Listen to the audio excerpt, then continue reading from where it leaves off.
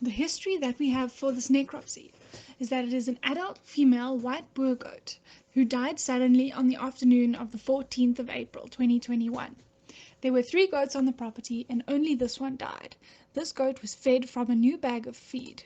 There were no other symptoms observed before the sudden death.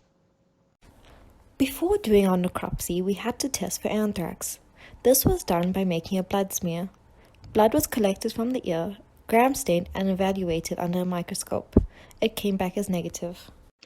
There were numerous morphological diagnoses made. As can be appreciated on this picture, there was a severe acute diffuse interstitial pneumonia. Upon opening the pericardium, we could appreciate a very obvious hemopericardium. When we analyzed the urine, we could observe an obvious glucosuria. So in our case, we did see a marked autolysis of the liver, and this was because our case did have pulpy kidney, which would mean that the increased numbers of clostridial organisms would have sped up the process of autolysis. So the accelerated autolysis was caused by the ischemia caused by the pulpy kidney organisms, and it is obviously also a post-mortem change. The carcass had been dead for 3 days before we got it, and with also the result of increased clostridial organisms, the process of autolysis would have been speeded up. Following on the same principles as the accelerated autolysis of the liver, we also had accelerated renal autolysis. When we measured the rumen pH of our case, we noticed that there was a low rumen pH, and this would most likely have been because of the acidosis caused by the high intake of concentrate by our goat. There was a severe acute diffuse abomascitis or hyperemia of the abomasum. There was also a moderate diffuse omocytis. For incidental findings, we have a few plastic bags in the rumen. As we know, goats are no strangers to eating strange things. And the immunity of the animal is also greatly affected by nutrition, particularly dietary protein, which bypasses the rumen and is digested in the abomasum and intestine, which is the reason why you have these nodular worms in the intestine, specifically the colon, as well as the tinea hydatogenous cyst. Our top differential diagnosis was pulpy kidney. We did consider ketosis, or an animal that was treated with corticosteroids to explain the glucosuria. We also looked into other conditions that set up toxemia and a resultant vasculitis, such as heart water and blue tongue. However, these conditions did not fit the picture as well as pulpy kidney did on post-mortem.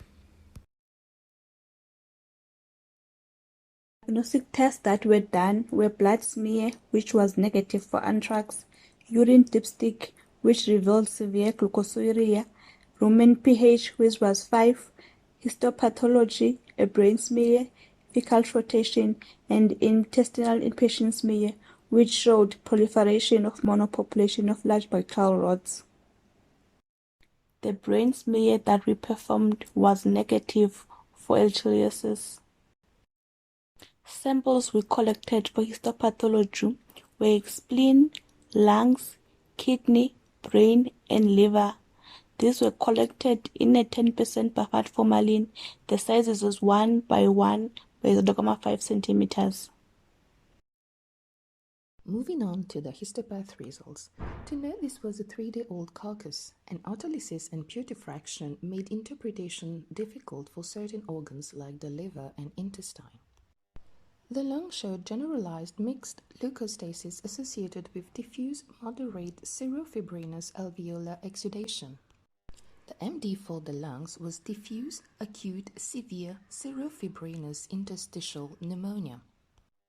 The liver on histopath showed severe multifocal periportal mixed inflammatory exudation associated with medium-sized bacterial rods and periportal hepatocellular necrosis.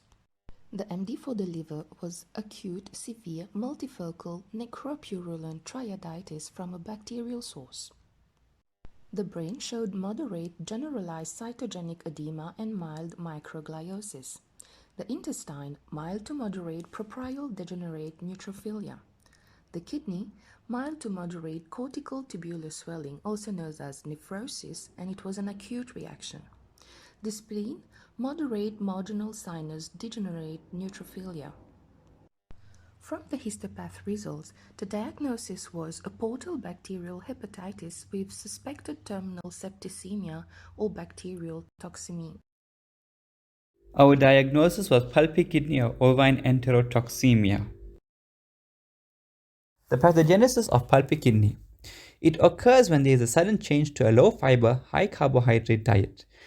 The rumen cannot digest all the nutrients, and therefore the undigested nutrients go into the small intestine.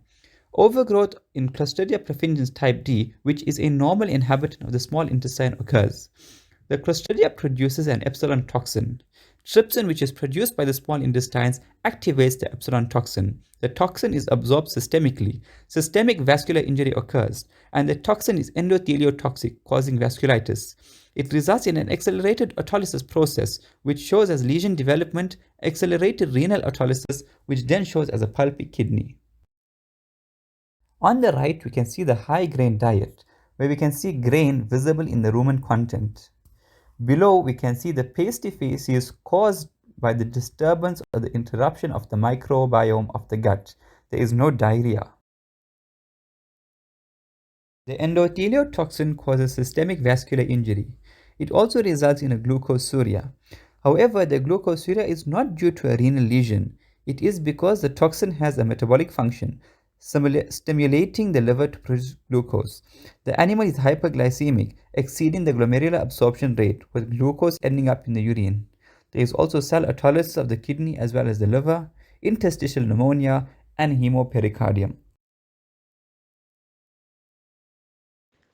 We entered the post-mortem hall slightly hesitant due to our lack of experience at doing a full necropsy.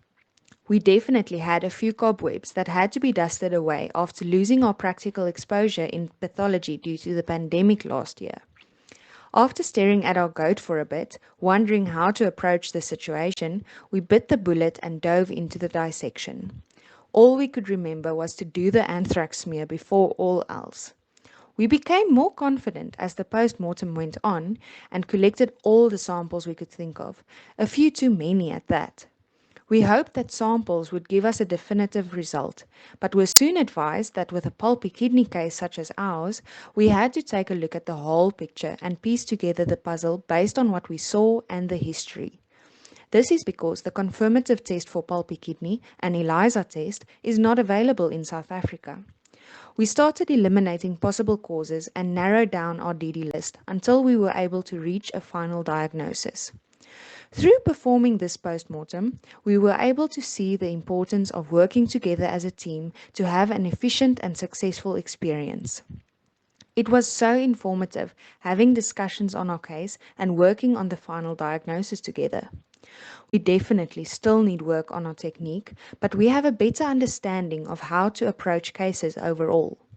The DPT module served to teach us how to look at a carcass as a whole and try to fit all the different parts of the puzzle together, rather than to zoom in on one component and discard the rest. It taught us the importance of applying our knowledge and using our logic. By taking everything into consideration, an accurate final diagnosis can be reached. We look forward to implementing the skills this module has taught us in our future careers as veterinarians.